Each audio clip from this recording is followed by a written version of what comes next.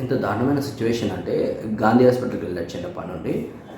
ఎక్కడ చూసినా చెత్త అక్కడనే పడేయడము. ఇంకొకటి వాష్రూమ్లో ఒకసారి రిపేర్లు జరుగుతున్నాయి, చాలా మంచి విషయం.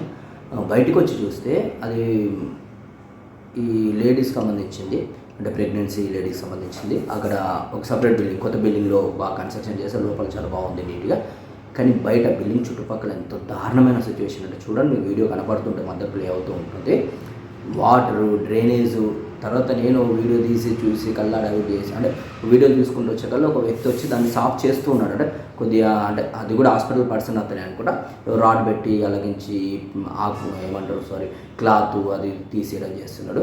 సో అది దాదాపుగా నేను ఒక 20 days నుంచి నేను చూస్తున్నా అలాగే. అంటే అది ఎప్పటి నుంచో కిందంతా పాకురు పట్టిపోయింది, గ్రీన్ కలర్లో ఉంది. అంటే ఎప్పటి నుంచో ఆ వాటర్ అక్కడ స్టోరేజ్ ఆగుతూ ఉన్నాయి, పైనుంచి వచ్చే వాటర్ అంతా అక్కడ లీక్ అవుతుంది. దాన్ని పట్టించుకునే నాదుడు పడ్డాడు. మరి ఇప్పుడు గవర్నమెంట్ హాస్పిటల్లో ఇప్పుడు అంతంత ఎక్విప్మెంటు, కొన్ని లక్షల కోట్ల ఎక్విప్మెంట్ పెడతారు, కొన్ని వేల మంది సిబ్బంది ఉంటారు. సో వందల మంది, వేల మంది, లక్షల మంది పేషెంట్లు వస్తూ ఉంటారు. సో లోపల చెప్పులు వేసుకొని ఎవరిని వెళ్ళనియ్యారు. సో అంత నీట్గా చూసుకునే వాళ్ళు, మరి బయట కూడా ప్రాబ్లం ఉందో చూడాలి కదా. ఎంత దారుణం అంటే చూడండి, మీకు కనబడుతుంది ఆ వీడియో. ఎంత దారుణంగా మీరు చూశారు కదా, ఎంత గలీజ్గా ఉందంట అక్కడ సిచ్యువేషన్.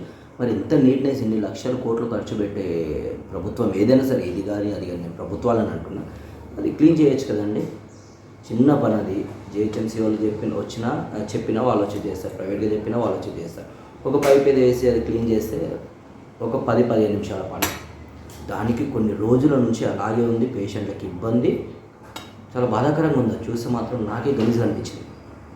సో మరి చిన్న పిల్లలు ఉండే వార్డ్ అది, ప్రెగ్నెన్సీ లేడీలు, డెలివరీ లేడీలు ఉండే వార్డ్ అది. మరి దానివల్ల చాలా ప్రాబ్లమ్స్గా, చిన్నపిల్లలకు ప్రాబ్లం కదా, పసికందులకు. మరి ఇవన్నీ కూడా గమనించాలి గవర్నమెంట్. ఎందుకంటే నెగ్లెక్ట్ చేస్తున్నారు తెలియదు. లోపల సరే గాంధీ హాస్పిటల్ లోపల మొత్తం కన్స్ట్రక్షన్ జరుగుతుంది, వేరే వేరే విభాగాలు అవన్నీ కన్స్ట్రక్షన్ చేస్తున్నట్టున్నారు. కొన్ని వాష్రూమ్లు అయితే కొన్ని నీట్గా చేస్తున్నారు, ఏదో పైప్ లైన్ చేస్తున్నారు, కడుతున్నారు, బాగుంది. కానీ అది చిన్న పని. అక్కడ జస్ట్ ఒక పైప్ అది ఉంటుంది, అది వేసి క్లీన్ చేస్తే క్లియర్ అయిపోద్ది.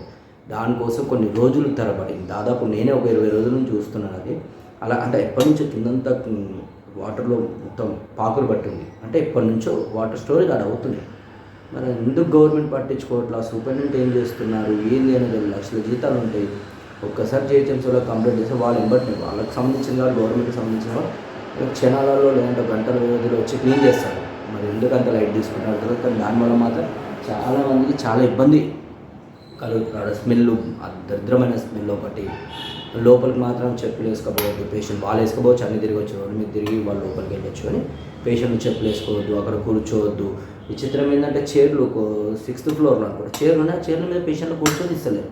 మరి చైర్లు డాక్టర్లు కూర్చోవడానిక, లేదంటే ఆఫీసర్లు కూర్చోవడానిక, లేదంటే ఈ సెక్యూరిటీ వాళ్ళు కూర్చోవడానిక, అది కూడా గమనించాలి మీరు. 6th floorలో, అంటే నేను చూసి 6th floor, మరి మిగతా ఫ్లోర్లో